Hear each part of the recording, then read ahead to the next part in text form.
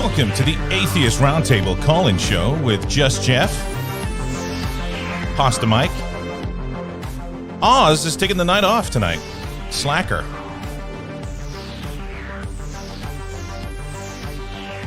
If you want to reach Just Jeff and have a chat, what have they got to call, Jeff? 706-236-7608. That's the hotline, and that's what we're sticking to tonight. It's not toll free. There is a toll. Troll free.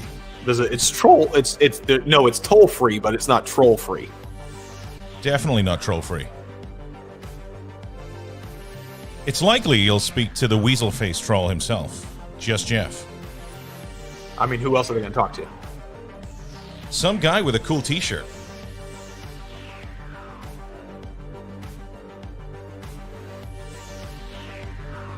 If you haven't already, please like and subscribe to the Atheist Roundtable YouTube channel. Hit that join if you like, if you're feeling frisky. I'm sure Austin and the Mills family will be very happy. He's got 16 children and counting. That he knows of. That he knows of, exactly, yeah. I think Tia's got 23 children. Tia Mills. That she knows of. The famous Tia Mills. Let's not forget about the famous Tia Mills. Of 34th Street in Indiana, 63482 zip code. Check them out if you're ever in town, guys. The Millses, everybody. So, Jeff, what do you want to talk about tonight? Oh, man. I mean, really, I'm into pretty much anything somebody's got. I want a good argument. Talk about sushi, whether or not Jesus ate sushi. Did Jesus eat raw fish? Oh, did he? Can't prove he didn't. I think raw fish. Well, that's the question, because what about the story with the fish and the bread where, there wasn't enough to feed everybody, but then did they just hand people a raw fish? I tell you what, if they had some soy sauce, I would have been down for it. Do you think Jesus was into that wasabi? I don't know. Did he turn water into wasabi? That horseradish, bit harsh. Why would you turn water into wine? If you could turn water into wine, then you could just turn everything into gold. Yeah, why not? Just go all out, geez. Yeah, what's going on? Or JC. diamond. Or some material that people have never seen before. It's almost as if it's just a whole bunch of parables or something, Yeah. That would have been better if they make a glass or make a metal container from an alloy that we haven't discovered yet. Yeah. Born of a virgin, ate sushi. Nobody wrote about him. Yeah, turned water into low sodium soy sauce. Not a single historian during Jesus's time wrote about the darkening of the sky, the bodies raising, any of the miracles, the shroud being ripped in the temple. None of this was written about. Not a single historian wrote about this stuff. Exactly. It's crazy. Exactly. Well, look, if you want to talk about whether or not JC, Jesus Christ himself, had a gluten allergy, 706-236-7608. Hit up Jeffrey Troll. He wants to hear from you. If God was a perfect God, why did he give Jeff a gluten allergy and knock knees? Why did he give him knock knees and perfect hair? And me beautiful knees? And you saying me? Make me want to shave my head, huh? What?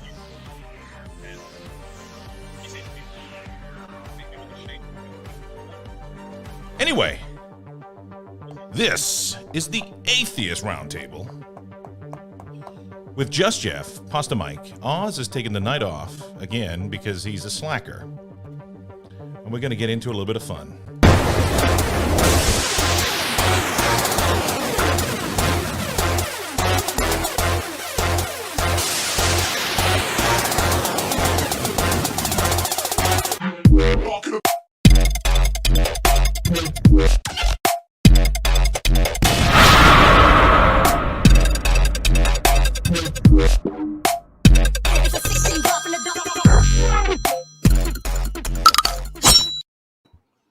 What's up, Jeff? What's going on, Jeffrey? Nothing. So what's up? We got the 706-236-7608. And I believe you went live on TikTok earlier. I did. That's usually where most of the good calls come from. You know what I'm talking about? Hey, that was an awesome parody you did of that Lawyers. You'd like that? It's fantastic. I've had that idea bouncing in my head, but I didn't want to have to go put a suit on. I wish I could take credit for that. I had nothing to do with it. Nothing at all. I'll have to get that pasta remix. I'll send you the source material, and you'll have to make a pasta remix. Oh, I could do a little spin on it. Yeah. Hey, let's talk about that video we saw of Austin. Did you see that thing? No. Can you roll it? Do you have it? Man, let me see if I can find it. Good night, Austin. If anybody's on TikTok and you happen to just hashtag the Bus It Challenge. No, I'm an older guy. Oh, that video. I didn't know what the Bus It Challenge was. Excuse my ignorance. You know, the Bus It Challenge. But apparently Oz knows what it is. Oh, yeah. I know exactly what you're talking about now. Oz likes to bus it. Bust it. Oh, is it bust it? Yes. Well, somebody please help me because this is what I was doing the other night.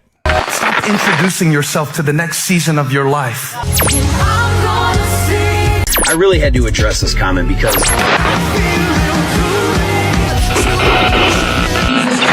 It's Lord to the glory of God the Father. I believe Jesus is still King of Kings and Lord of Lords. Ladies and gentlemen. I don't know what to say. What is there to say, man? That's what he gets up to in his spare time. Is that what he's doing tonight? Is he bussing it tonight? He said, "Hey guys, I can't come on tonight." But He's practicing. What he's trying to say is, I won the challenge, and all the buses. There's no more buses. Basically, there's no bust it. Is it the bus? Am I getting it wrong? Probably. Somebody help me out.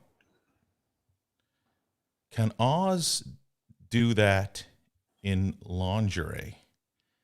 Next. Lingerie. Lingerie. Actually, in the Old Testament, that is pronounced lingerie. That's a type of pasta. Yeah.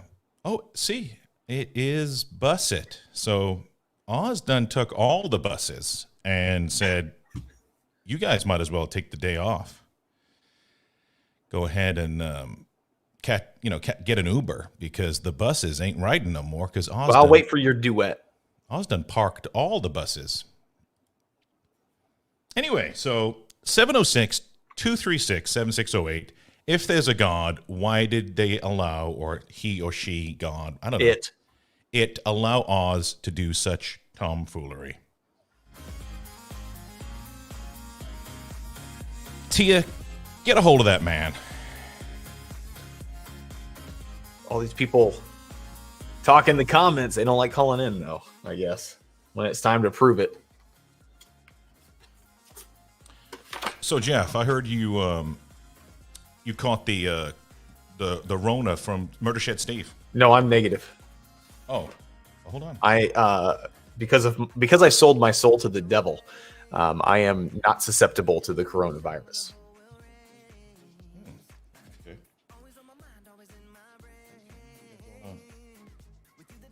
It was telling me that I have a call coming in, but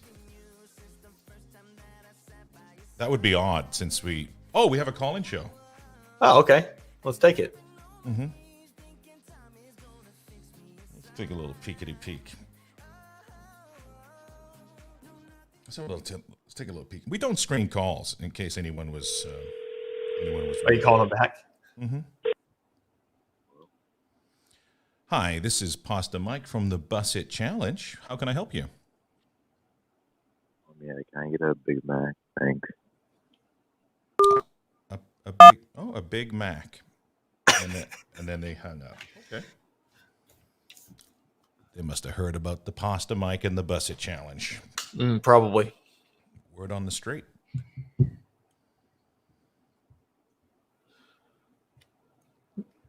I'm excited. I'm going to have my room done by the end of the week, man. I'll be moving all this stuff back upstairs to the proper spot.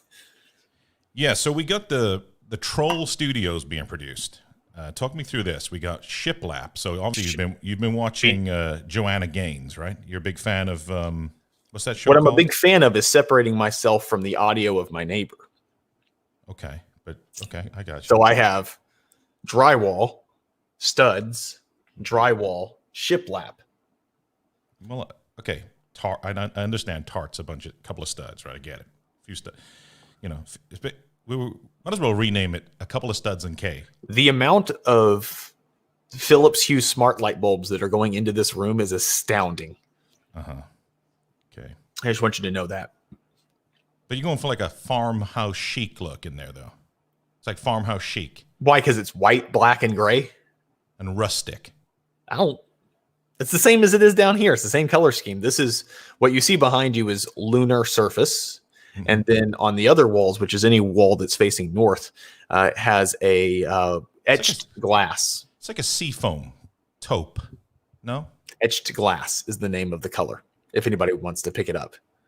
Like an oil, like a. You can actually see etched glass here on the supporting column. So that's etched glass. And then behind that, you have lunar surface.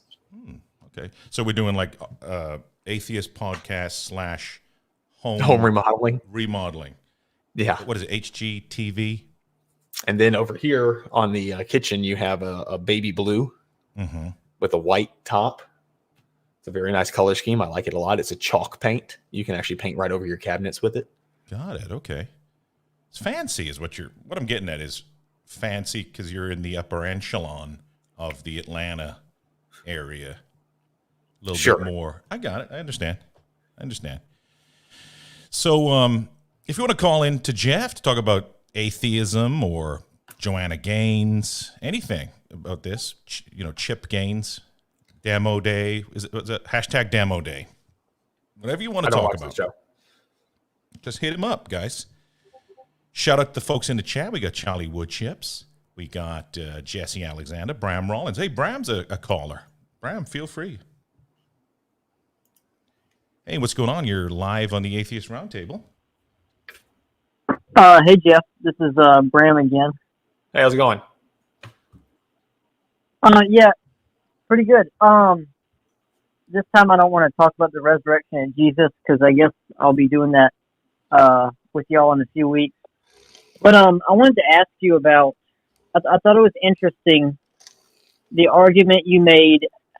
I mean, I guess it wasn't against Jesus's existence, but I guess it was against the a warrant for believing that Jesus existed, and you made an argument from silence. And it was so if Jesus existed, why didn't historians write about him like Josephus' dad? Is that an accurate assessment of your argument? I think it's curious. I do not claim to know whether or not Jesus existed or not.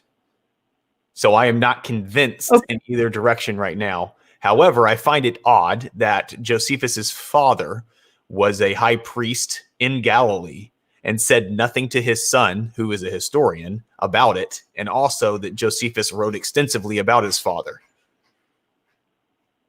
Yeah. Okay, I want to ask you a follow-up question. What do you think that we Christians have evidence-wise on our side for the existence of Jesus? Like, do you think our argument is, well, we have the four Gospels and Tacitus and Josephus, and that's all we have, and you say that's not good enough? I would say that's what's been presented to me. If you have something else, I'd love to see it. But it does seem like we have a few scraps of early Gospels that are not cohesive. So you don't have a singular, like, the Gospel of Paul or Paul or any of the Gospels. We don't have an original, and we don't have, what we do have is stuff that was written way later and it scraps. We don't have very much, historical writing other than Tacitus, Pliny the Younger and some of the other stuff about Christians existing, but that doesn't necessarily point to, Jesus actually existing. I mean, you have writings from 20 some odd people that wrote about Hercules. So I can't say that that's enough for me to believe in the claim. Yeah. Okay. What I would suggest to you is that I think you've been presented, probably by TikTok Christians who really don't know what they're talking about, a just poor presentation of the evidence. And there's probably, an understandable disconnect in your mind between what the scholarly consensus is that Jesus, Well, is there evidence really exists. Is there evidence that is there something that I did not list as far as evidence? Yes, I'm going to get to that. But first of all, all I want to say here is that I think that the evidence you've been presented has been done so really poorly. Well, I investigated it there myself. I didn't just listen to other people. I asked them what their evidence was, and then I went and looked it up and read about it. Oh, okay, fair enough. But okay, there are two things I want to talk about here. First is I think there is really important pre-gospel and evidence that you haven't looked at, and two, I think that some of your arguments against the reliability of the evidence that has been presented to you is flawed. So, and I guess I want to address the second point first. Excuse me. Sorry. So first of all, we have you say we only have little scraps of these gospels, like P52 of John's gospel is just a little fragment, and is nothing like the whole gospel, of course. But that doesn't. I think if you tell that to any textual critic, they'll tell you that's completely irrelevant. Because we have enough manuscripts of the New Testament that are early enough and abundant enough to where we can reconstruct the original text. But we have the early manuscripts from Hercules' 12 Labors. So how does that prove that Hercules existed? Oh, no, it doesn't. What I'm disagreeing with here is your argument against the reliability of the evidence. What am I? I'm not just saying, using, like what I just said. Like, it's you have evidence of Jesus that I can't find about Hercules. You think that Hercules existed? But that's why I separated this into two. I know you want to break it down, but do you discussions. think Hercules exists? Did he exist? No, I think. Okay. First So of what all, do you have? the What do you genre have that's different from? well, let me address that real quick. Hercules? The genre of Hercules literature is mythical. Well, it wasn't at the time. We know that now. Yes. It was at the What time. if I just call Christianity mythicism? What's the difference? Well, you'd other be than wrong calling it because mythicism? Oz does. You might as well join in. Oz calls it a myth. He's a well, known mythicist. When I say What mythical, qualifies one as a myth that's and just one is real? What is it that qualifies one as a myth and one is real? No, you're confusing my point here. I didn't say Hercules was a myth. I do think Hercules is a myth. I said the stories about Hercules are in the genre of mythical. The Greco-Roman biographies about Jesus, as we see in the Gospels, are not in the genre of mythical. We can see that by just looking at what Luke writes in his prologue to his Gospel. So you're saying the way that the Bible was written is how we can prove that Jesus existed? I would add a lot of qualifiers to that. First of all, not the Bible. I'm talking about mythicism to me, because you look at Hercules, he did all these 12 labors, which were incredible supernatural feats. And here you have Jesus doing these supernatural feats. It sounds exactly like a myth to me. I don't understand the difference in the type of the way it was written. I don't think adds or discredits the claim. So what do you? Sure, because if I look at different, Hercules. Sure, if you read, for example, if we read Aesop's fables, we know the genre of it. What we do if now. I read Josephus, no. At the time it was written, if I read Aesop's fables, I know that it's in the genre of what is it? Allegory or something like that. Labors of Hercules were written. They were written not as real events, and that people did not believe they were real events. I think originally, I could be wrong on this, but and correct me if I'm wrong on this, I don't know much about Hercules, but they're originally written as mythical, and then as it developed over time, Hercules was understood as real. You're wrong. That's weird. Is that correct? So, Definitely wrong. yeah. That's Okay. There's two different Hercules. You Yeah. have a Greek and a Roman. But the Okay. point is, are you telling me that someone might write a story down and then a bunch of people might pick it up and take it as literal?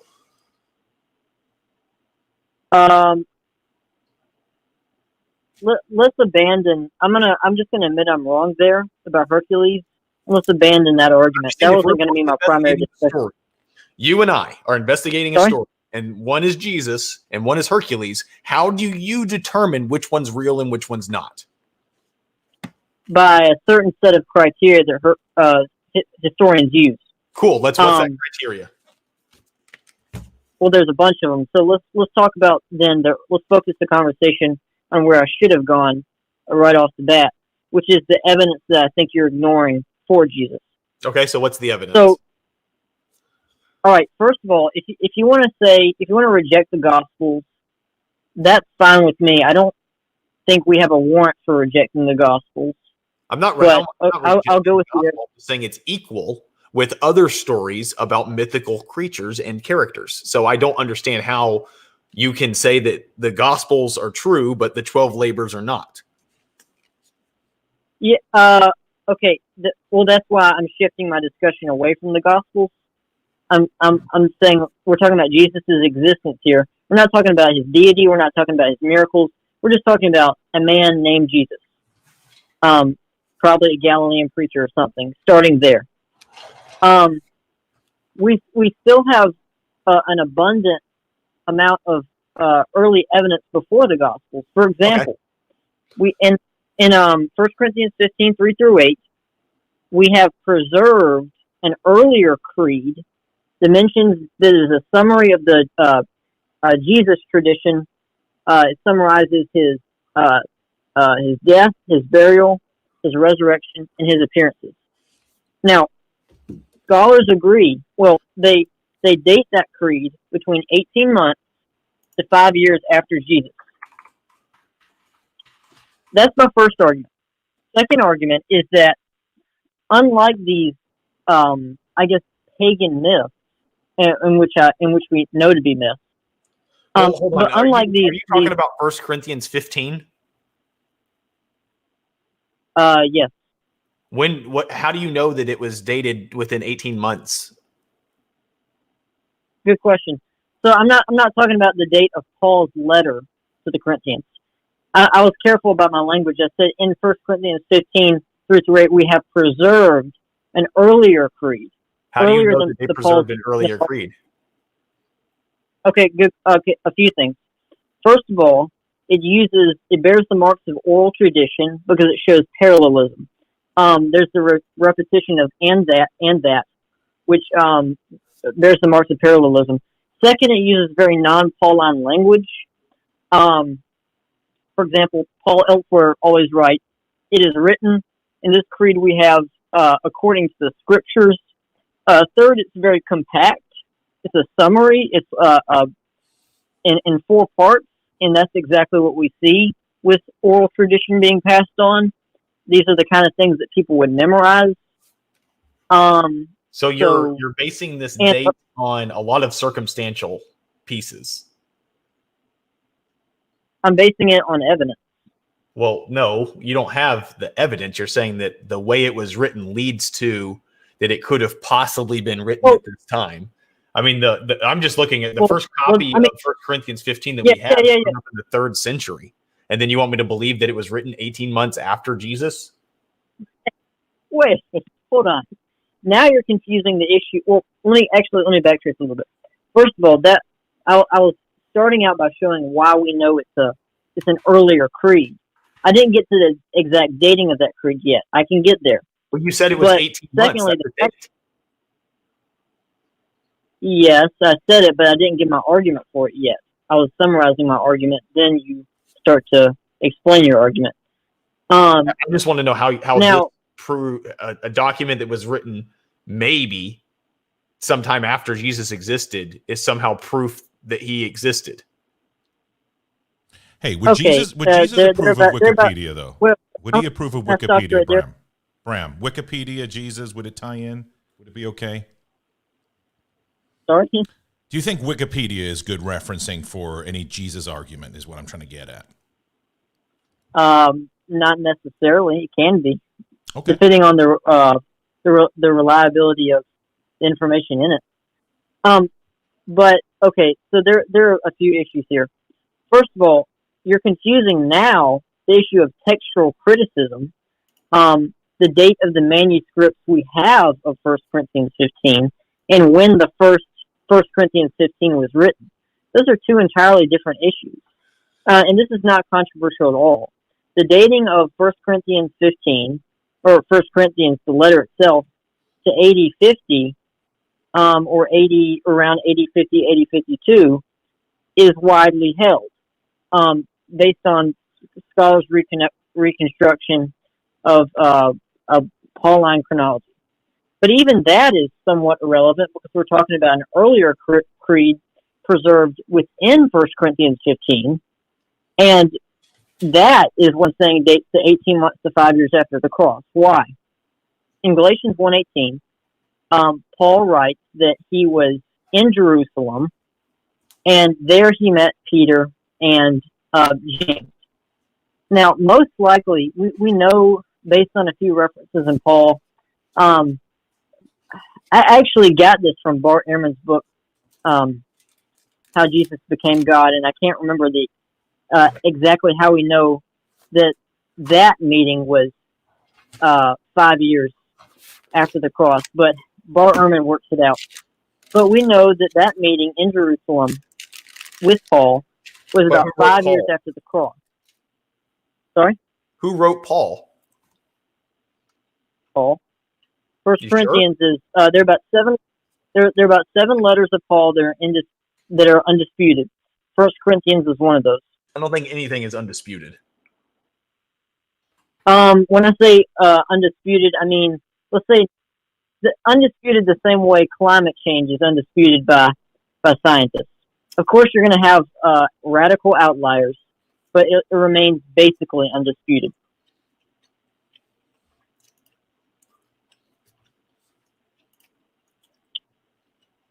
Are you still there? I'm here. Oh, okay. Yeah. So, I mean, yeah. So we have that early creed in 1 Corinthians 15 through 8. That we know, well, that at least we can make a very strong inference that Paul probably received it from Peter or James, one of the apostles, You say probably? in Jerusalem. Yes. So we don't know? I don't know what you mean by we don't know. I mean, in history, again, we establish degrees of probability. There's nothing in history that we know that is necessarily true. We build our argument based on probabilities. So is it probable that Hercules was real? I don't think so. We have early writings. Oh, how early? Actually, very early, and I have more sources. Okay, well, tell me how early. Where's your evidence? Let me go to my mythology book. Your mythology book. Yes. Okay. By the way, you can get the shirt. Someone's asking a question I got to answer. You can get the shirt on Amazon. That's a cool shirt, actually.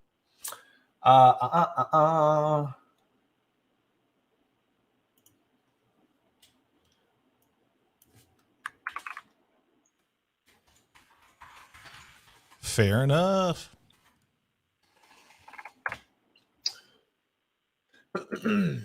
While you're doing that, I actually would like we to. have Let's talk about. 1, 2, Okay. 3, Yeah, go ahead. 4, 5, 6, 7, 8, 9, 10, 11, 12, 13 different authors that wrote about Hercules in various times between 180, 120 BCE, 3rd century BCE, 450 to 385, 90, 5th century BCE, 55. So quite a few. Okay, good. What was the genre of that literature? That's What my do you mean first by question. The second genre question. of- They didn't put it on the shelf and go, "This is fiction." Well, okay, I think that's a very poor argument. Everybody knows that in ancient history we have distinctions among genre of writing. You're telling me that all the Plutarch. Greeks and the Romans didn't think Hercules was real at one point in time? No, I'm asking you. I said, what's the genre of the literature? Everybody knows that Plutarch wrote a Greco-Roman biography. Do you think the We know- genre of literature can change over time?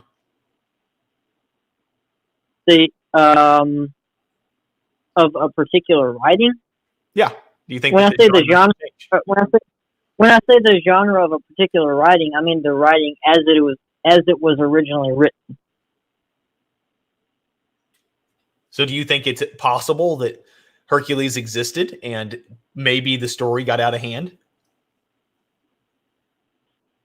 At that point, that's just pure conjecture. Well, And doesn't. conjecture. No, not at all. This is evidence based, and the best I have the explanation for same this. evidence. You're just rejecting it because it's not in the genre you like. No. Well, if it's not in the historical genre, if it's not in the genre of trying to write history, then I don't take it as history. That's how it works. But you think that the Bible stories are history? Okay, now you're giving a very anachronistic argument. The Bible didn't come until the 4th century. We're talking about here's my problem writing. with the Bible as evidence. If I told you, Wait, no, wait, hold on. The evidence I didn't give was part of the Bible. This is pre-biblical. This was before 1 Corinthians 15 was even penned. Secondly, Hercules, you didn't give me the crucial evidence about these writings. You mentioned when they were written, crucial. but I'm about to tell you when we talk about the dating of a writing, we have to talk about the gap, not between the time that those writings were written to now. The crucial time gap is the time between when the event happened and when the event was written down. Okay. So just telling me that these writings from Hercules were this BC and that BC, okay. So About what time are they in writing? 1 Corinthians, you then lean on what historians have told you that it was written within 18 months. Well, first of all, I'm not making an argument from authority. Historians say it, therefore it's true. I'm using the basic scholarly consensus. By consensus, I mean the same kind of consensus that scientists have that climate change is real. A basic consensus, and using that to back up my argument, which is based on a strong inference we can make from what we know about 1 Corinthians 15, oral tradition, Paul's life, Jerusalem, and so on. I'm just not convinced. I don't find the 1 Corinthians reference somehow proof that Jesus was a literal person that existed. Can you? Okay. Well. Okay. Two things here. I mean, One, there could have been multiple Jesuses. That's also a possibility. No, it's not a possibility. Well, okay. It's not a We'll possibility. get to that. Can I ask you a quick question real quick? Yeah, we'll get to that. You just Can I did. ask you a quick question? Oh, good. Okay. Can I ask you a question after this question? Yeah, go ahead. All right.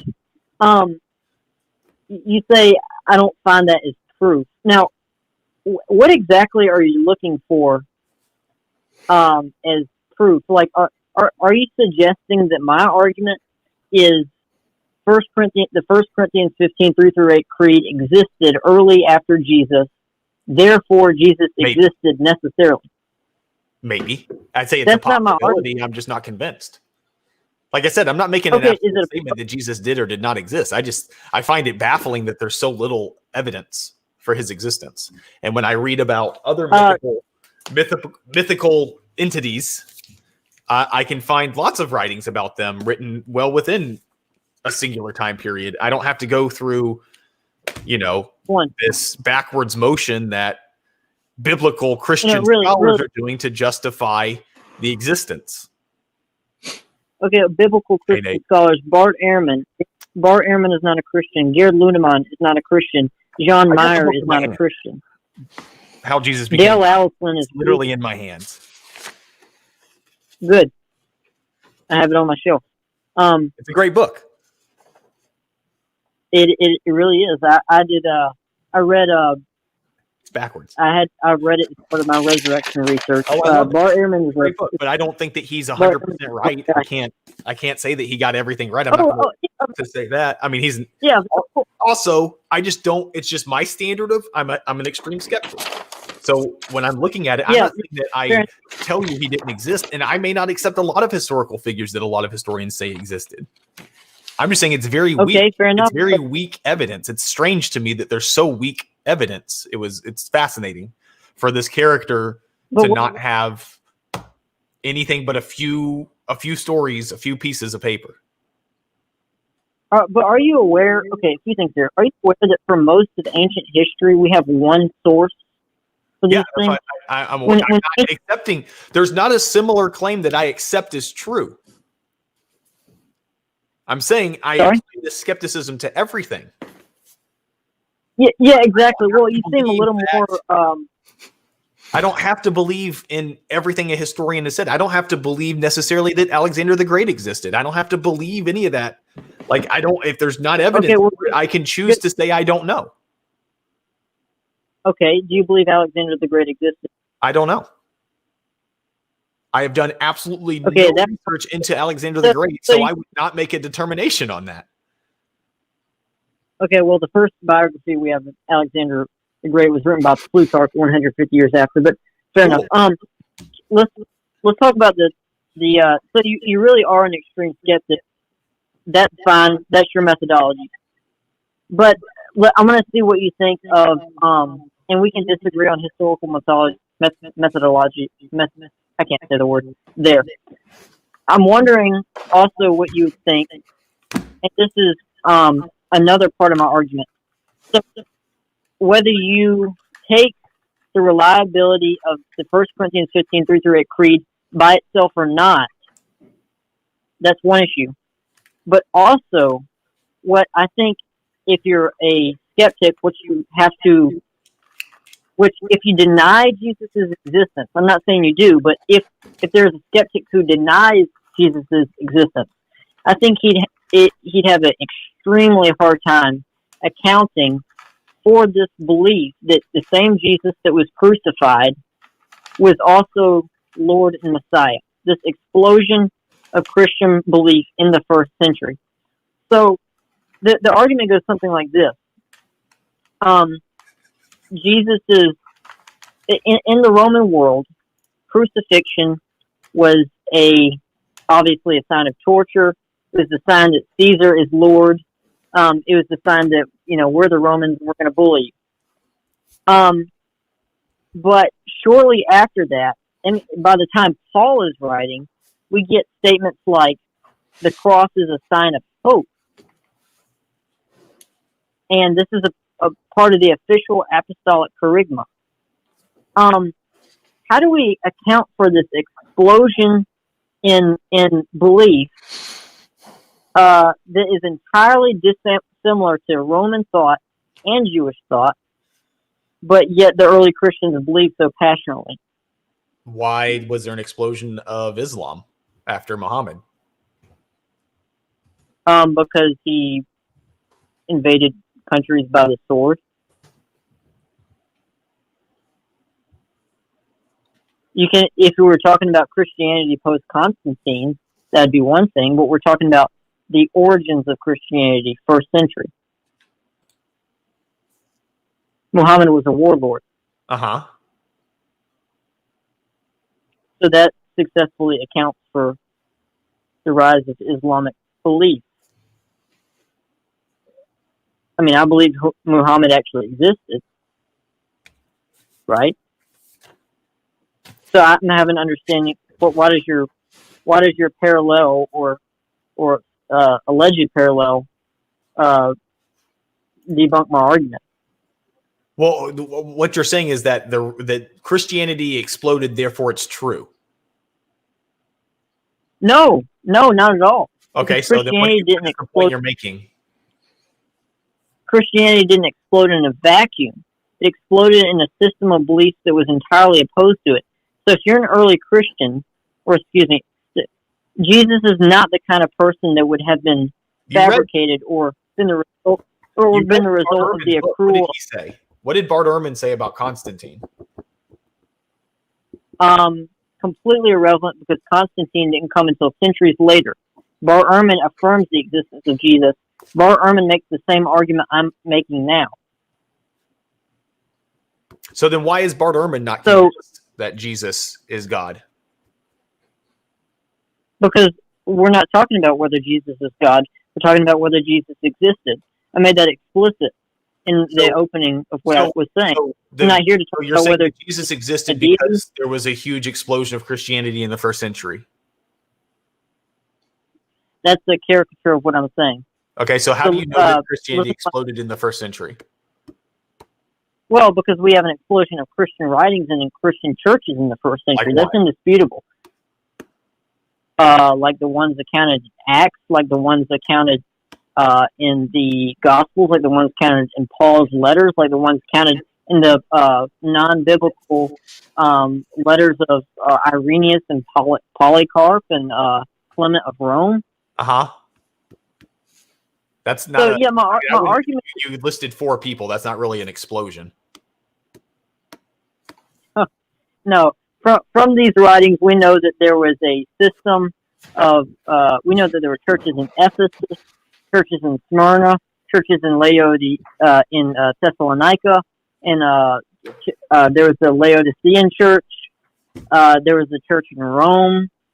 This is not. So 4 churches. This is common. There are many churches. You listed 4. Oh, okay. Let's go back to. I just don't know how you determined that it was exploded, because I was my understanding that Christianity exploded after Constantine and through colonization and the Crusades. I don't mean okay. It's like the warlord thing you said earlier. It parallels in Christianity. We can be flexible in our definition of an explosion. I mean that there was a sudden and sincere rise of Christian belief across Jerusalem and the Hellenistic world.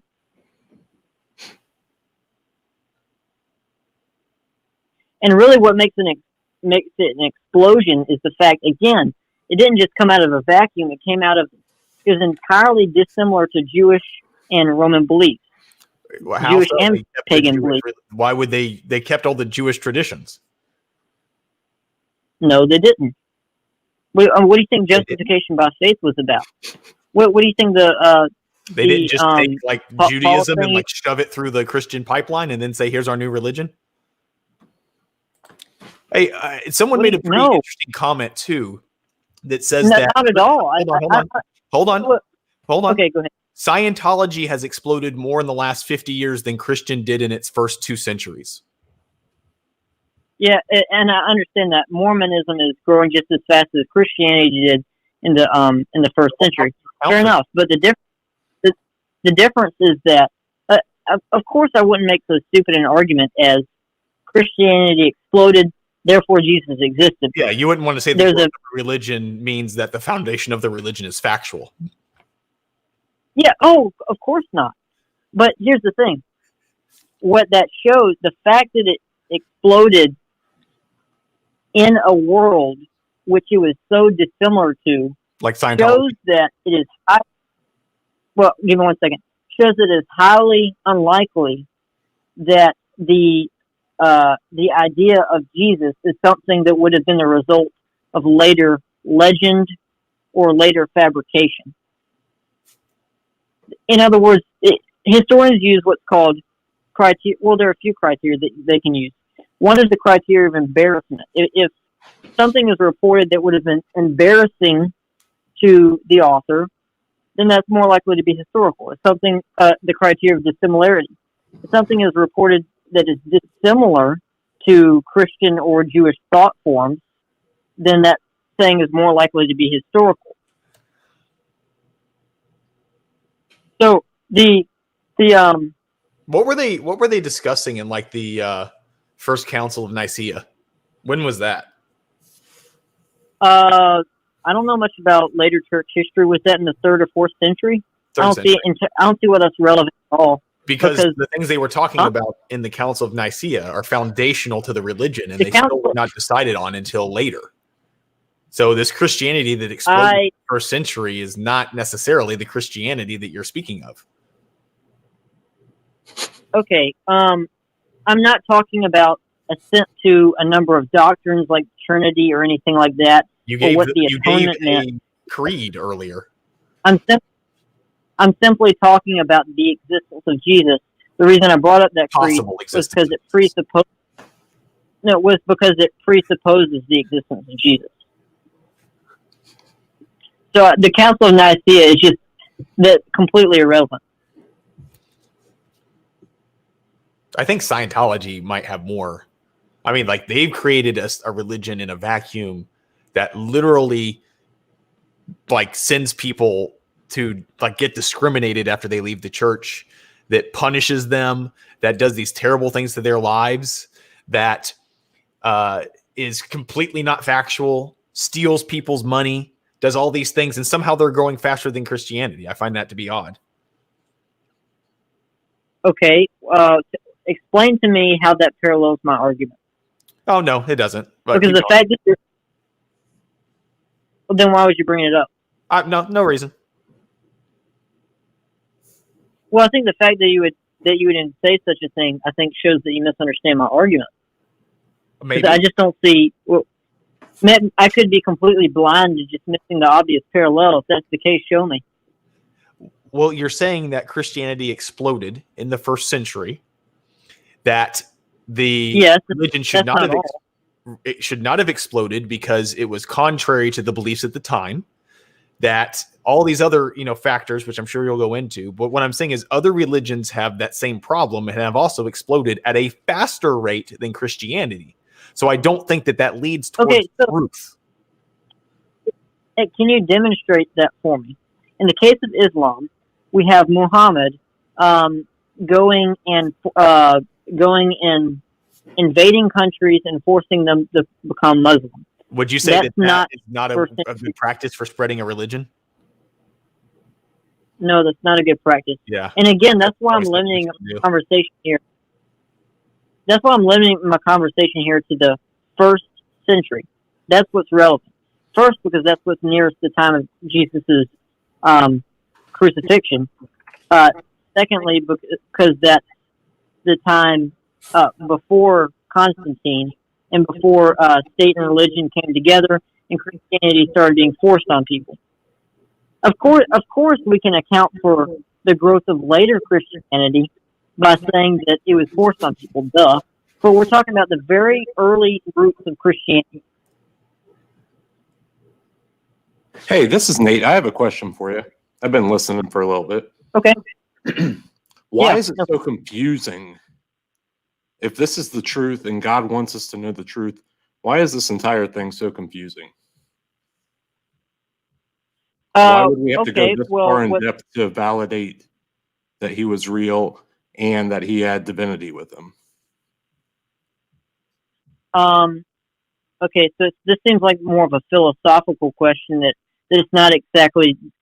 It's more of a why would God allow this? Why would God make us search this hard?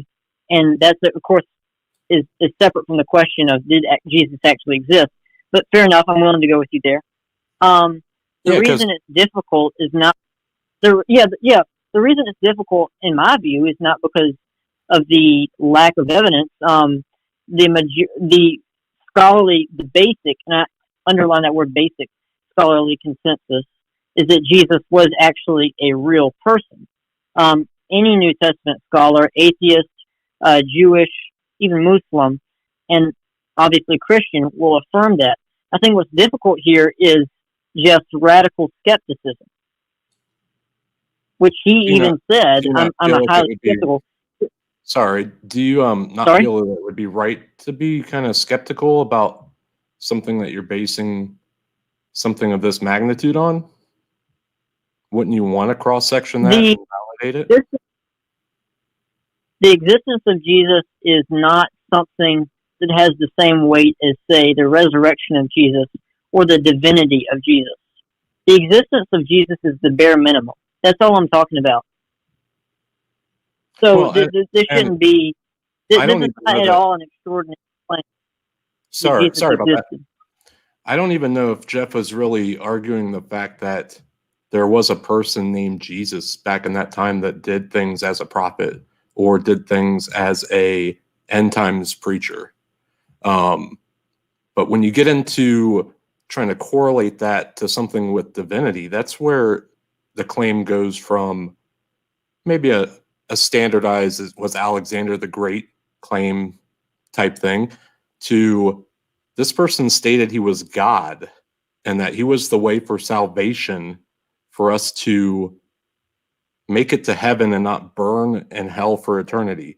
That's a supernatural claim. So there has to be correlation with what we're even discussing here with the fact that it's emphasized that he was God. He was God in man form here to save everyone. Alexander the Great didn't have that claim. Hey, Oz's mentor, if that you go by Oz's mentor, nice to have you on the show, man. Hey, thanks for joining us. Let's leave that as a statement for a minute, and we'll get some feedback from Bram because, Bram's been going at it. He's crushing Jeff in this debate /call. So, we want to make sure that the CEO of Tart, sticks around because if he fires all of us, and we've brought you on to discuss, you've been mentoring Oz now for about 15 years, all this stuff. So let's move on to the next caller, but we just want to say thank you to Bram. Bram, do you have any final thoughts on your success in this debate?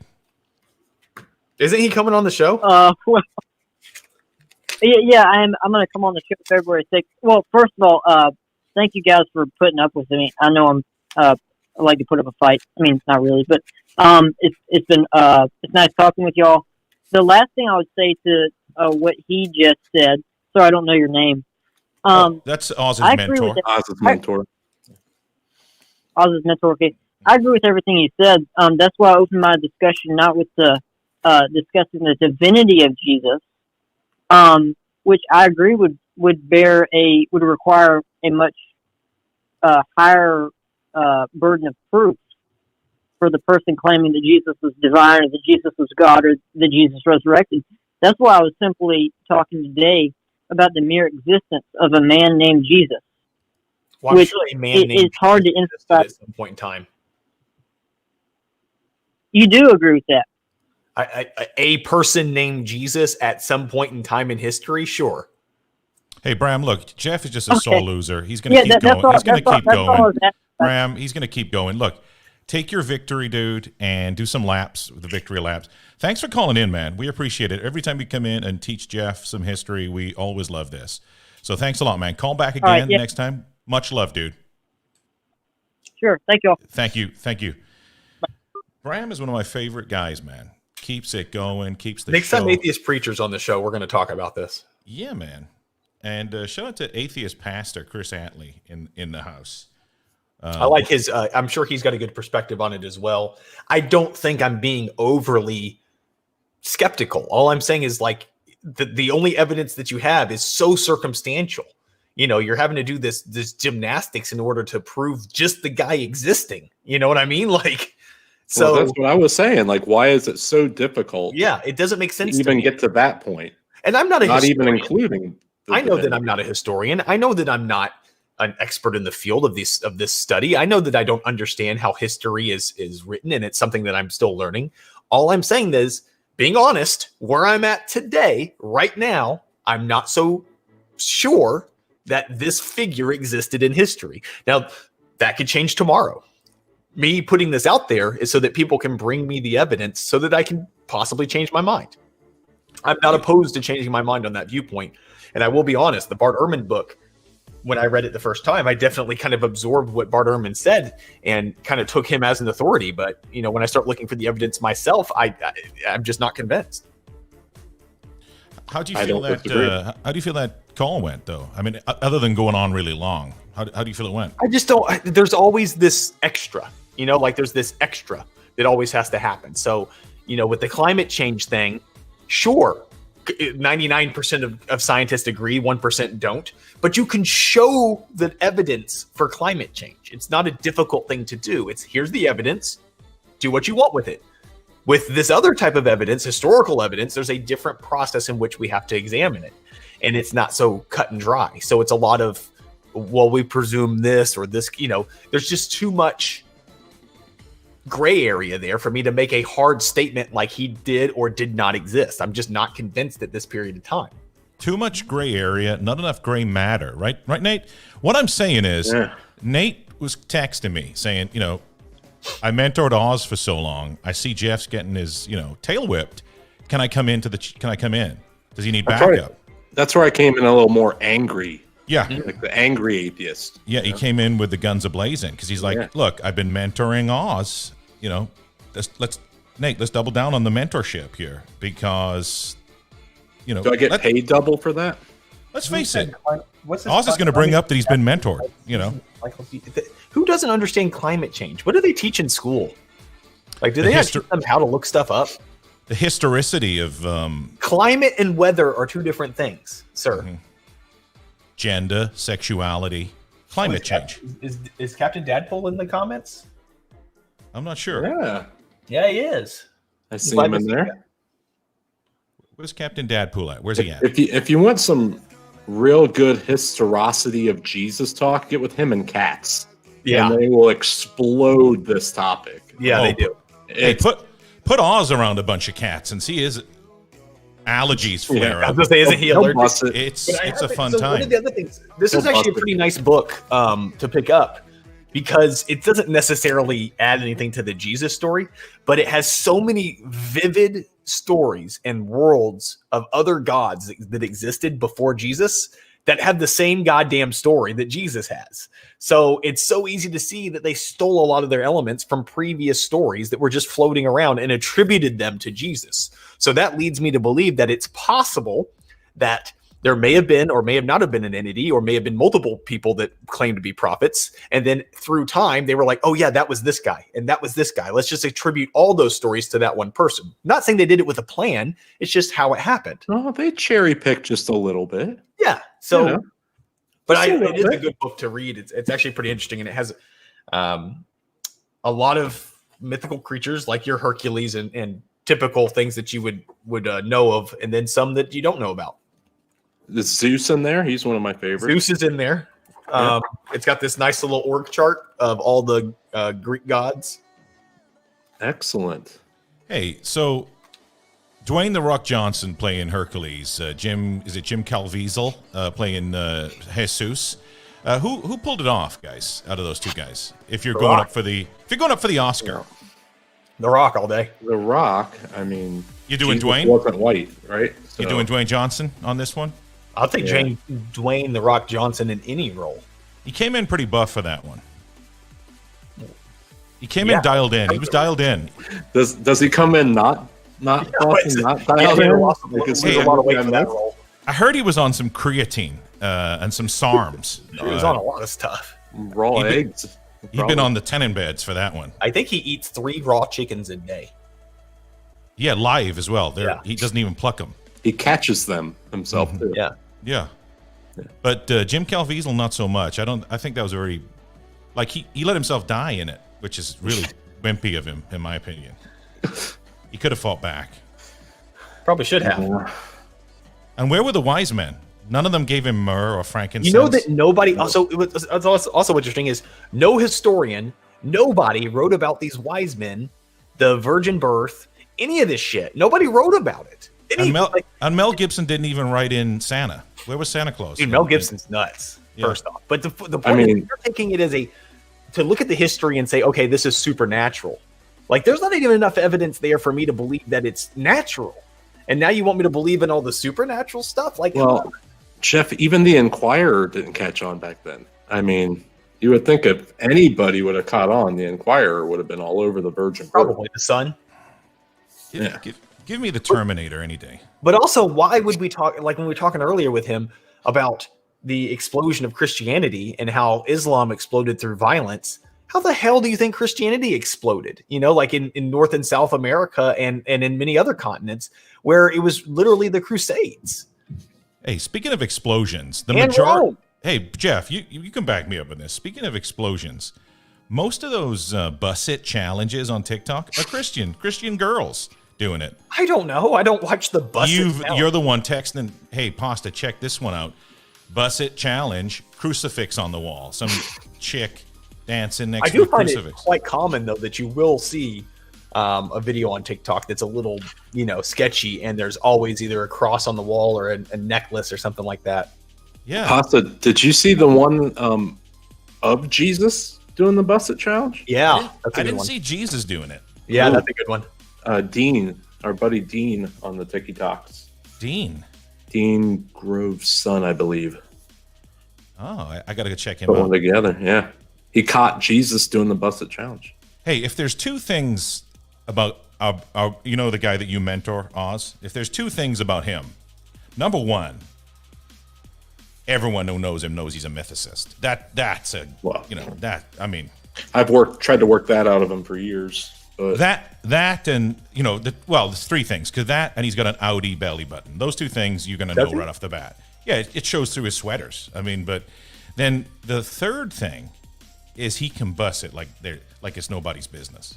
He is of course, I taught him that. He is of course. I mean, he is a hoot at cookouts. Ask him to bust it. Don't even ask him. He's going to do it. He just does it at random. Does it? He just drops it like it's hot. For no reason at all. It isn't even anybody's birthday. His wife gets embarrassed. His poor wife. I feel so sorry for her. Is she commenting about it? No, I don't see anything yet. She's seeing somebody about it. There's like a Oh, okay. yeah. There's like a proper. We shouldn't be talking about it on air, actually. Yeah.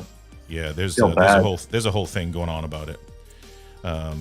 In fact, there's a lawsuit like the Busset lawsuit. He's been bussing it around town, Indiana. What, did Greyhound get involved in this? They did down Michael Jackson's family, the whole family there in Indiana. They're trying to sue him for it. Anyone want to call in 706-236-7608? They want to hear more about the Busset.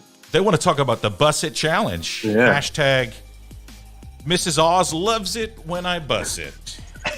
What was that rapper's name from the dirty South, but who couldn't speak very well but made millions of dollars? Bus it, baby. Never mind. He sounded like the caller we had last week. I don't know if you remember that caller. Just sounded like he had a mouthful of quarters. Yeah, I remember that guy. Yeah, but Please make sure, just one, be an adult. Don't call in if you're not an adult. Two, if you still live at home with your parents and you can't talk loud, you probably shouldn't be calling in the show. So don't call in because you're in your room trying to be quiet. You're probably not old enough or shouldn't be calling in.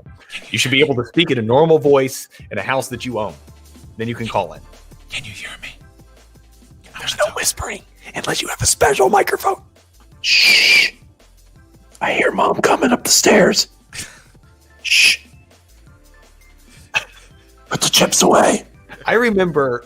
So when I was a kid, early teens was when Tom Green was really popular. When I was in middle school, Tom Green was real popular. And I remember my parents catching me watching Tom Green and really getting into it with how it's inappropriate for me to watch and all this He's shit. phenomenal, though. What a phenomenal Anyway, I go person to be bed watching. and then that night I can't sleep. So I wake up and kind of sneak downstairs to see what my parents are watching. They're fucking watching Tom Green laughing their ass off in the living room. And I'm like, you just told me I can't watch this stuff. Did you see what he used to do to his parents? Oh, his parents. Oh, God bless them.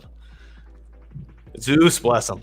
Tell me Like that. when he turned his dad's the car into a Godfather. Slutmobile and just Tell- painted all over the car. The Slutmobile was good. Yeah. Tell me that Bam didn't steal from Tom, and tell me that anybody that does a podcast right now hasn't ripped Tom off. Yeah, the Tom Green show.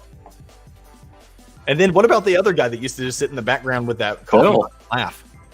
That's Phil. No, Phil was his little buddy. Hey, what's Phil going on? was This the is other the guy. Tom Green Show. There was a guy What's that going just on? sat in the background and would drink coffee and laugh. And then there was Phil, which was his the guy he just messed with the whole time.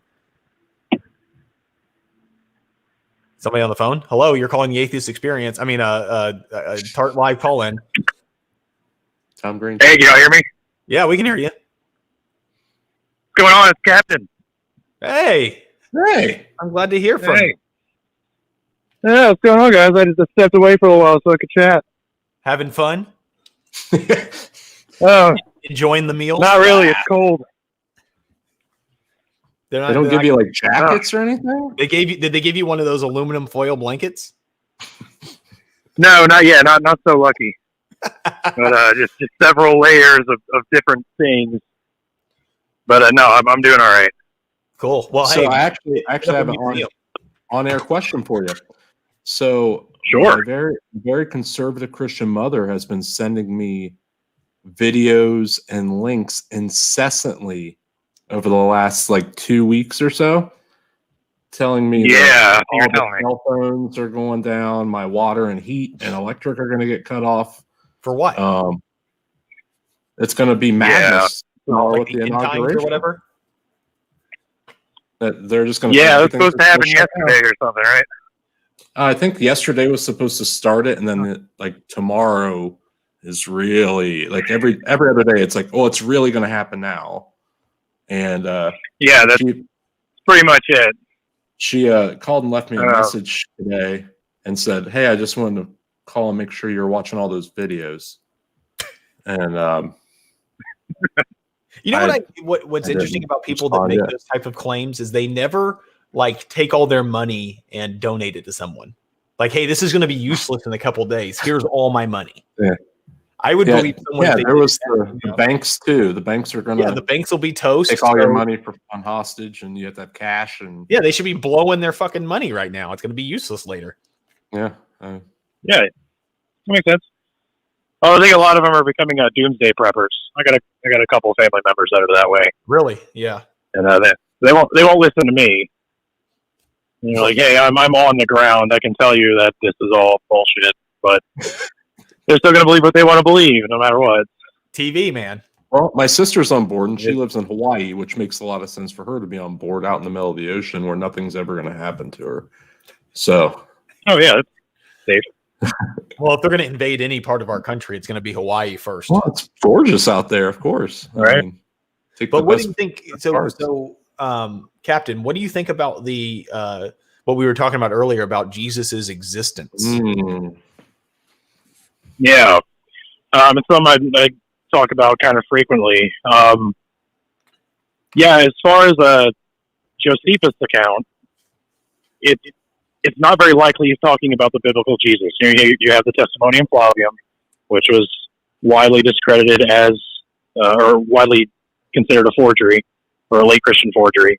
And then the second mention when he says that Joseph or James, brother of Jesus, who is called the Christ, that term the Christ is a title that's interchangeable with just and James the Just. So the Christ was meant for James the Just and not Jesus. And later on in the same passage, it says that James was executed and Jesus was made high priest. That whole passage was about the high priesthood. It's very unlikely contextually that it's talking about two different Jesuses. So whatever Jesus is being talked about in the first part is likely is the same Jesus that was talked about in the latter, who was made high priest. Now, when it comes to Tacitus' account, Tacitus' account is probably the most credible because Tacitus had a reputation of being a credible historian. Back then, historians didn't cite their sources like they do today. Their reputation is what gave them their credibility. Tacitus had that reputation, but even still, he just says that Jesus was executed by Pilate, and that was 70 years ago, or 70 years after Jesus' death. So he was likely given that information by other Christians, and didn't have, obviously wasn't an eyewitness. There's no evidence that he got it from any sort of Roman records, like some Christians like to claim. So even that being the most credible is not at all credible. What about the explosion of early Christianity in the first century? I think that was due to Paul, really. Paul got wind of this idea. There's kind of my theory. Because the Jews were desperate to break from under Roman rule, so creating the Messiah that will fulfill the prophecy would give them legitimacy to break from under Roman rule like they want. Paul for whatever reason liked this idea. So he brought forth the idea that the divine promise would transfer from the Jews to the Gentiles. Y'all probably heard about this. This idea is uniquely Pauline. Jesus never mentioned this in the Gospels. This isn't mentioned at all, not once. There's an obscure message that Christians like to use to justify this that says God is coming for his lost people, but that's not saying the promise is going from the Jews to the Gentiles at all. And if that was true, he would say that plainly. He wouldn't be, poetic or allegorical about it. So by Paul saying that, hey, the Messiah has come and the divine promise is now applicable to the Gentiles as well, caused that to spread like wildfire. Because suddenly it can reach a much broader people group and much broader audience. So I think that was a big help in spreading the early church. Makes sense. Yeah. I'm still reading up on some of that, but yeah, that is my thoughts thus far. I'm waiting for Atheist Cats to get in here and drop some knowledge too, because I know he knows a lot about please the historicity of that early Christian church. But I do find the first 100 years of Christianity to be fascinating, and I see a lot of parallels with other religions. It's not something I think is a unique case, but Christians love to think that it's super unique and it's never happened before, and only they believe in this stuff. Yeah, exactly right. Heard the conviction in your voice there. Yeah. Well, also just the persecution. Like they just love persecution for it. Like somehow it justifies the belief. So, versus the cults where persecute, the David Koresh, the what's the other one where they thought they were going to heaven or in a spaceship? Heaven's Gate. Yeah, Heaven's Gate. And they literally they're willing to die horrible deaths for dumb beliefs. Hey, but don't forget you have to wear Nikes to go to heaven and Heaven's Gate. You have to have the black Nike uniform. Is that something I can buy? Well, it was a black. Yeah, they needed quarters or something, right? It had a black diamond-shaped blanket that you laid over your head after you drank this Kool-Aid, and then you had to have black Nikes with a white swoosh on it. And if you didn't have those things, you were not making it, man. And they didn't just commit suicide; they fed their children poison because of these beliefs. So never forget the Nikes, though, man. You can be on the way team. Yeah, it's important. They can't be Reebok. They can't be New Balance. No. You're not going to make it. If you're wearing the wrong footwear. Just do it, man. You gotta just do it. Drink the Kool-Aid. I mean, if you can get people to do this in modern day, what can you get people to do? This was like 20-something years ago. It wasn't that long ago. That's one thing that Christopher Hitchens point out that I like to bring up. Like God always appears to prophets in the Middle East, in the most uneducated regions of the earth.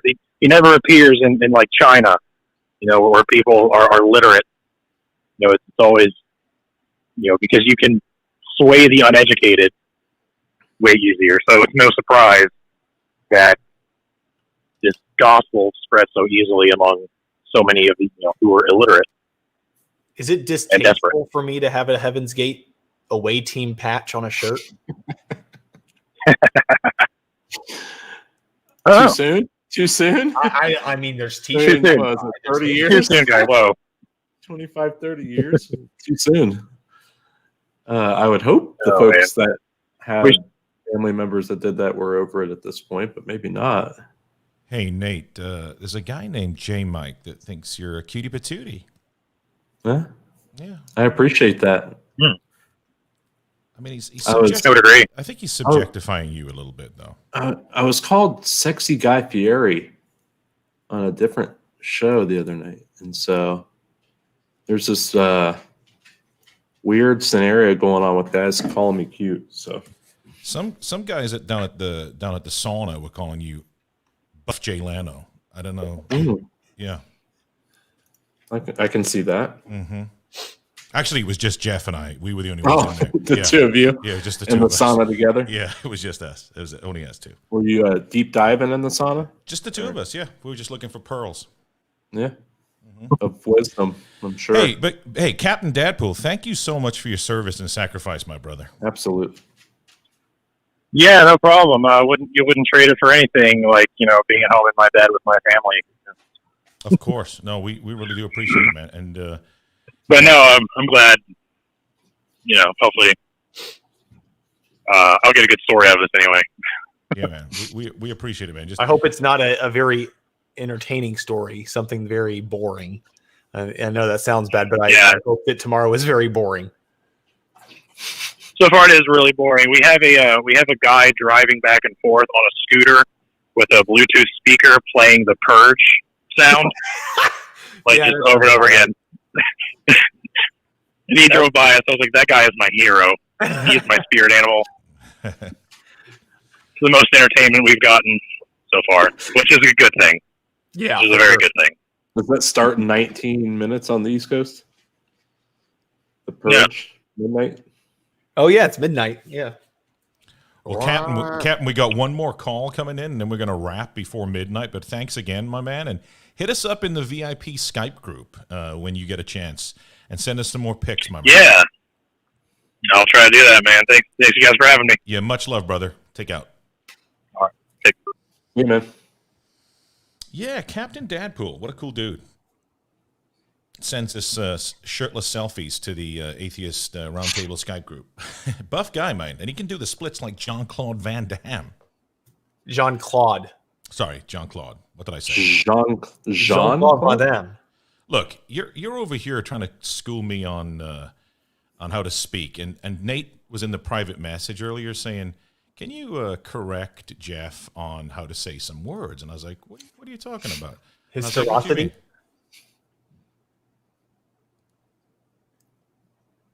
I don't hear anything, but it's hysterosity. Hold on.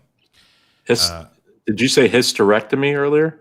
No, I was saying that I was going to go and get a hysterectomy. And Jeff was like, oh, how dare you? And I was like, no, I seriously need to go get one. And he's like, no, go get one then. And I was like, all right. And I did. And I went and got one. Hold on. But everything good with it? Yeah, everything came out okay, to be honest with you. Good. Until Oz texts me a picture of what happened to him. Was this during the Busset challenge? During the Busset challenge. And boy, howdy is all I got to tell you. Hold on, Jeff. I think I figured it out. Next caller. We got a caller. Here we go. Historicity. Historicity. So I just keep playing it? Historicity. I can put a beat to it as well. Historicity. Historicity. Historicity. Anyway, so say words properly, otherwise you're fired. Yeah. So I've got another call. Hey, 706-236. Well, you said you were taking one more call. Don't give out the phone number anymore. They don't need to call in. I want some people to call, so. Text him, though, at 2 a.m. All right, here we go. I heard, hey, just between you and I, don't tell Nate I've muted the thing. He can't hear. But between you and I, Jeff, I think we got a pretty cool caller calling in. Okay. Yeah. But who knows? I mean, they better hurry up. I do apply my hemorrhoid treatment right at 10 till, so they better hurry up. Oh, wait, are you waiting on the call? I am. I'm. Oh, I thought you said we had a caller. No, they're supposed to be calling, so. Who's they? They identify as they. That's how they identify. Do they have a name? Jeff, don't get into all this pronoun baloney with me. I'm asking what the name is. Come on, Yeah. Jeff. Look, you're better this than is- that. This is Oz's ghostwriter. You know all those raps from TikTok that Oz puts up? Those Yeah, they're 15 terrible. They're awful. But this is the guy behind him. This is the. That makes sense. I knew it couldn't be Oz. Yeah. This is so. Nate says, "Nah." Yeah, Nate. A little more talented than that, I think. with the lyrics. Nate writes all that shit. Yep. He So I've written lyrics for him, and he threw them away and said his were better, and then did that. And so, how dare he? Disrespectful. Yeah. It's totally disrespectful, in my opinion.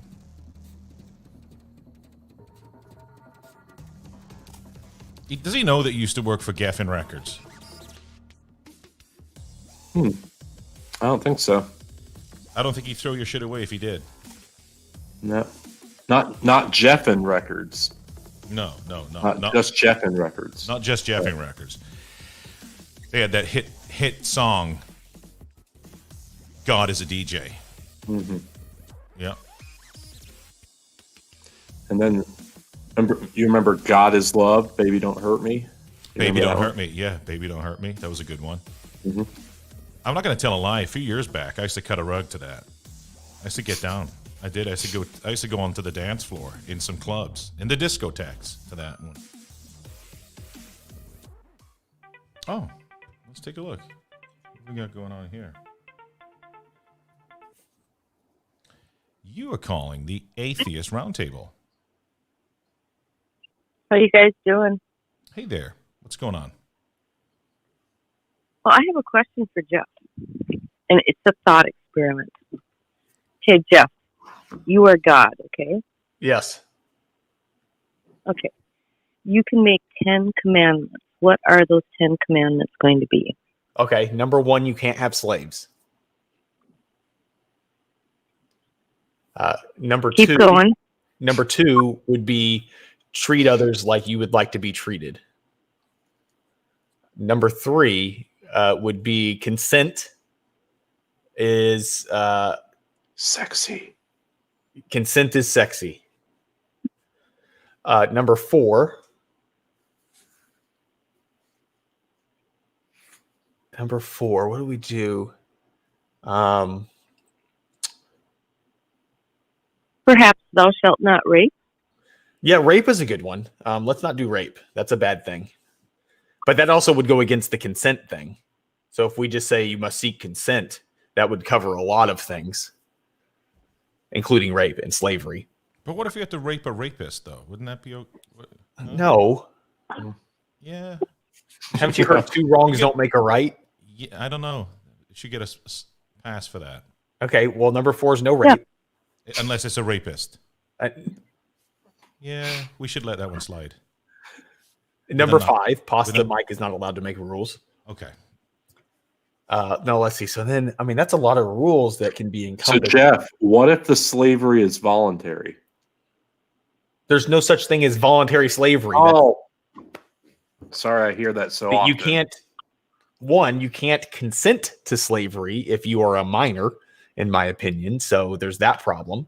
Goes against the consent rule. And then also slavery under any circumstances is not to be practiced. We have better ways to practice that. Rule number 5, you must learn something new about the world every day. Number 6 would be to listen to the suffering of others. 7, 8, 9, and 10 are to be reserved for future rules. How about murder? Should that one be in there? That you can murder or you I mean, it's a relative one, maybe. Yeah, it's a gray area, I think, on the murder thing. If they were murderers and rapists, unnecessary killing, I would say is not just. I would not be an advocate for the death penalty or for killing someone out of spite or lust or things like that. But self-defense is another thing. Pineapple on pizza. That's okay. Rule number 8: you're not putting pineapple on pizza. It's disgusting. Or you'll get raped by a murderer twice. Can I enslave a slaver? No, there's no slavery. No slavery on pizza. None. You can't put slavery on pizza at all. It's done. I wouldn't even say tell the truth is a rule. Like sometimes you got to lie to people. Now, let's say half of the people in the world decided not to obey any of your rules. What are you going to do? Are you going to drown them? No, I think I'll help them understand why the rules are important and guide them in the right direction. And shameless plug. Thank you, Frank. Jeff actually went over some of this on episode 2 of Atheist Pizza, which you should watch after this. We should. So what we would do is we would correct the Thank action you, Nate. and provide help to the person that doesn't understand it. Because I think that punishment, like in a prison, without some sort of resources to help the person understand the issue and help recalibrate them, is not punishment, it's torture. There should be, like, the purpose of punishment is to correct the behavior. Electrocutions. There'll be no electrocutions. I mean, to correct behavior. There are going to be to some correct- people that just cannot be in society. There are going to be people that, are going to murder, or they have mental health problems that put them as a danger to society. Those people cannot be out in society. It's just, for us to function, it's not going to work. And then to kind of go off of this point, Jeff. What'd you say? Sorry. Why'd you make them that way? Well, that was a test.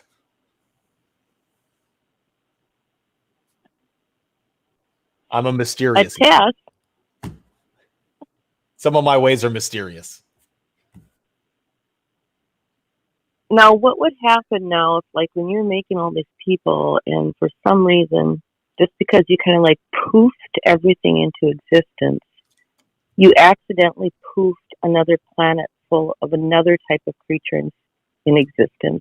It's possible. And they became even more, they became even more like intelligent Muslims. than you. Well, no, actually, these are really cute. They look like giant rust trolls. Oh, okay. But they learned how to fly spaceships. They came to the United States, and now they're really, really hungry, and they only want to eat humans. Now what do you do? I removed the desire to eat humans. Ah, that's what I like. Well, they now have a very good hankering for strawberries. That's what they want. I like it. And then they form a galactic economy buying strawberries from Earth and giving us precious metals that we can't make so that we can develop our own spacecraft. And then where are we going to go? Anywhere. We go to Mars, to Pluto, to other solar systems. The moon. I always wanted to go to the moon. The moon sounds fun. The moon would be cool.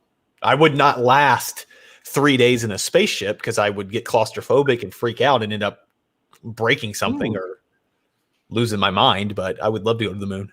Isn't it made of cheese, Nate? I do believe that the moon is not made of green cheese. No. But I did hear that it might be made of barbecue spare ribs. Do you want to know if that was the case? I would love to have some and wash it down with a nice cold Budweiser. You want to know something I was taught in Christian high school in a science class about the moon? That I can't What's wait. that?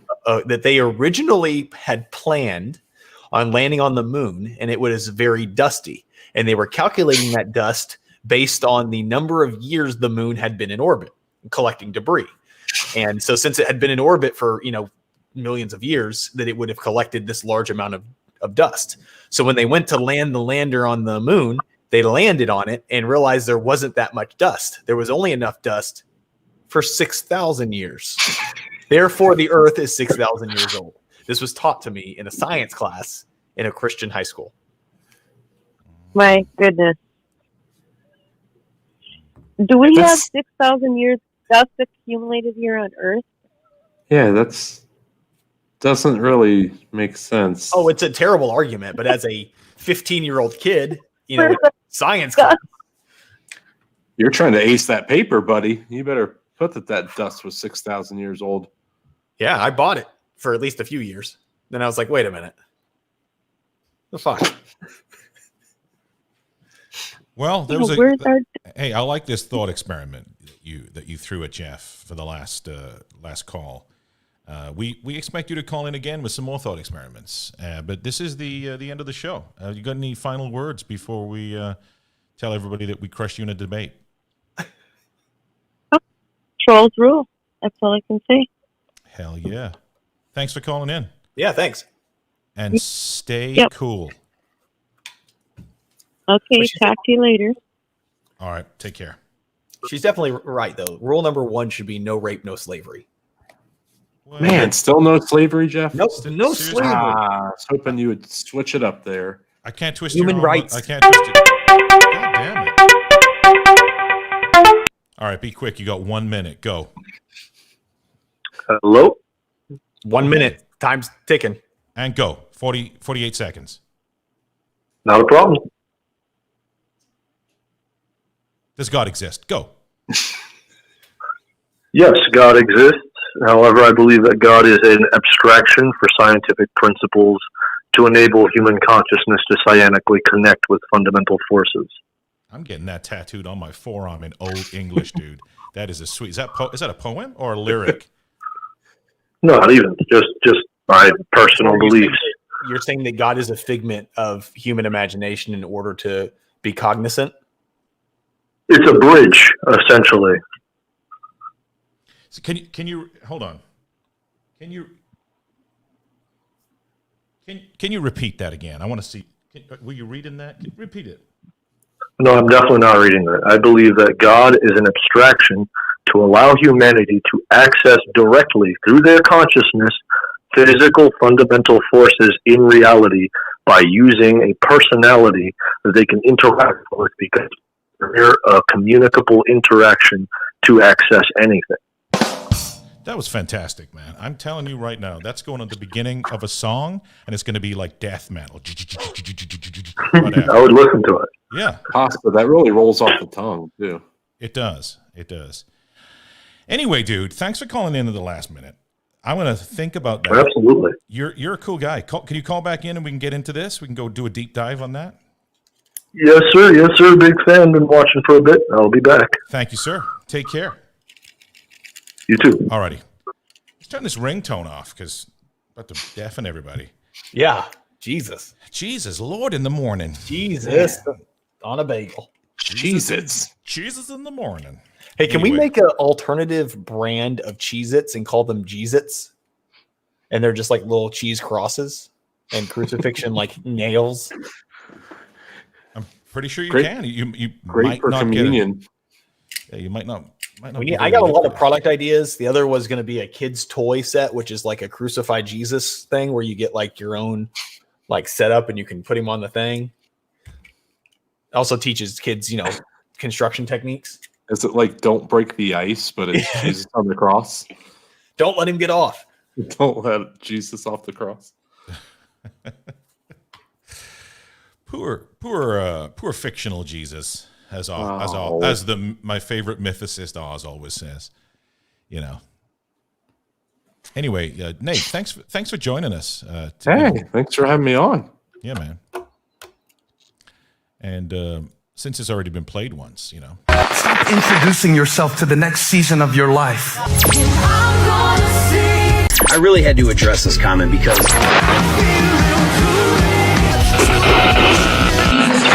is Lord to the glory of God the Father. We believe Jesus is still King of Kings and Lord of Lords. Ladies and gentlemen. I don't know. I think it's the gray sweatpants. I think that's what does it. He says it brings all the milkshake to his yard or something. I don't know. That's not. You don't. Never mind. Is it the red top milk? What is it? Is it 2%? I don't know. I don't drink milk, so Whole milk, is that right? It looks With a like W. Whole milk with a W on the front. Oh, whole milk. Yeah, with a W. Oh.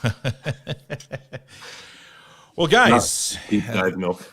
thank you, Just Jeff, Oz's ghostwriter Nate. That's Nate Dogg, everybody. Nate Dogg in the house, and actually, Nate Dogg and Oz been buddies since elementary school. Since the Earth came to be.